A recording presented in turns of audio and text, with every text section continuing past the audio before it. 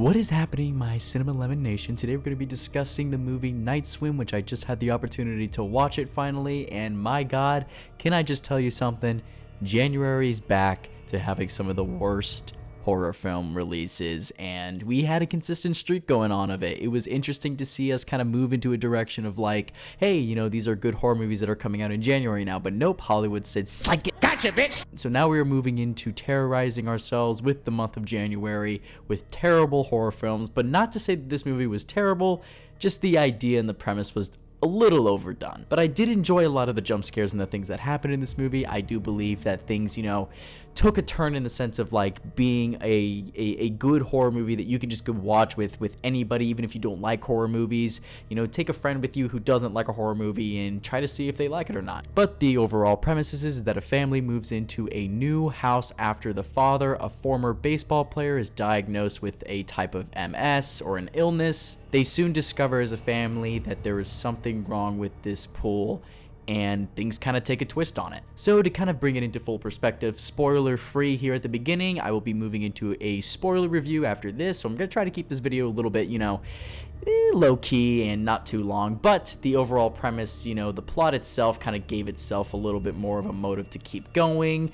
You know, surrounding ourselves around a swimming pool during this is actually extremely odd to me. The director, Bryce McGuire, actually did a short film version on this, which you guys can go check out this short film. I'll leave the link in the description down below for you guys. You can also search it up on YouTube, which you can find it pretty easily, but overall, this movie just didn't really do it justice to what the premise should have been, and the idea behind there being a swimming pool with some sort of possession behind it, it's literally like Amityville Horror and the Fountain of Youth kind of mashed into one. The backstory behind the swimming pool was actually done pretty decently. I thought that was actually the only part in this movie that really felt like it didn't drag. This is the type of horror film that my wife would actually really like, considering the fact that she's not a huge like horror fan. But I do have to say this is that the idea of being able to put a family in a situation that they are, you know, also having to fight certain inner demons in real time, are now having to fight real physical demons. And that is kind of like the premise of this movie, is that this family is now, you know, having to deal with such, you know,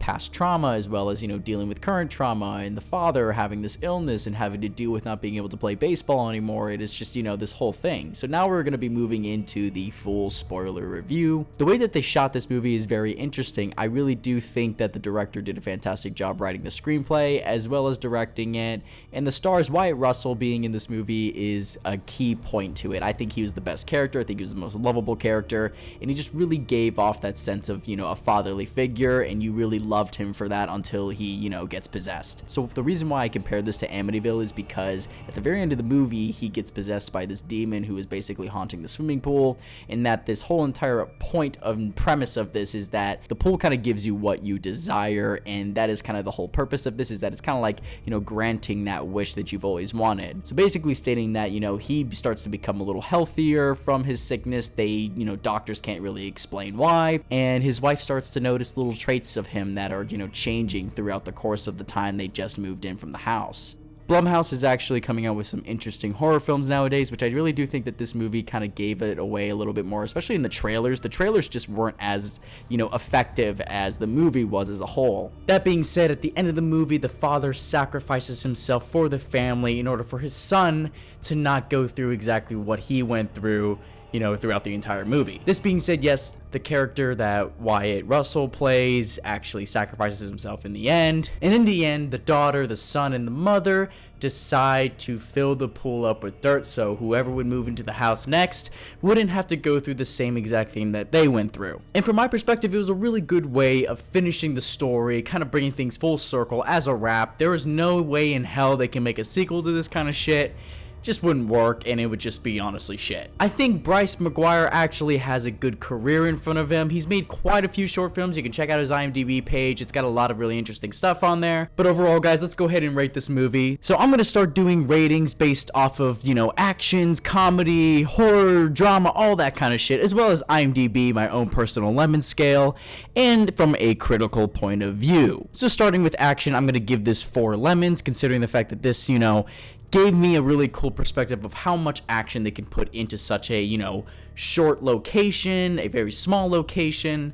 Comedy, I'm going to give it 4 lemons as well, considering that Wyatt Russell kind of gave off that comedic effect just with his facial expressions, and I think, you know, the other characters were able to run off of that a little bit more, and especially the realtor, the real estate agent, she was fantastic as well. Now, on a horror level, I'm going to give this 6 lemons. There were some pretty decent jump scares in this, I'm not going to lie. You know, one of my biggest fears in life is drowning, so that's another thing, and I really do think that this actually gave off a really good effect of what it's like to, you know, be dragged down into the depths of despair. Going in for drama, I'm going to give this 6 lemons as well. I thought the characters were able to run off of each other very, very well from a dramatic standpoint, especially a family in crisis, which has really given me the potential of like, okay, this is what they can actually do with a horror movie like this, especially with characters that have so much compelling heart to them. You just can't miss it. So on an IMDb level, I'm going to give this 5.5 stars, considering the fact that this movie wasn't perfect, but it wasn't terrible at the same time. That is around a C- on IMDb. And on my personal lemon scale, I'm going to give this a C+. I really do believe that they gave a good effect on this, and I think that from my lemon scale, that's going to be, you know, awesome to kind of, you know, visualize to see what they can actually do for the future of these kinds of movies, especially with Blumhouse coming out with all these, you know, new fucking original horror movies, which is great. On a critical perspective, I'm gonna give this a C-, considering the fact that, you know, again, wasn't effective as much as, you know, a lot of other Blumhouse movies had. But that is all I have for you little sexy lemon heads out there. What did you guys think about the movie? If you've already seen it, leave your thoughts and comments down below. Subscribe to the Lemon Nation if you haven't already. I really want to hear what all of you have to say about this film, and I hope that you can kind of agree with me in certain areas on this, because, you know, it wasn't a perfect film, but it was executed from a, you know, new director perspective, especially because this was originally a short film. Sometimes, you know, short films should just stay short films, which, you know, I kind of feel that way about my short film Beautiful a little bit, which is why I'm pushing towards moving towards a different project that I can make a feature film. Especially slashers. I love slashers, which there's going to be more about that soon.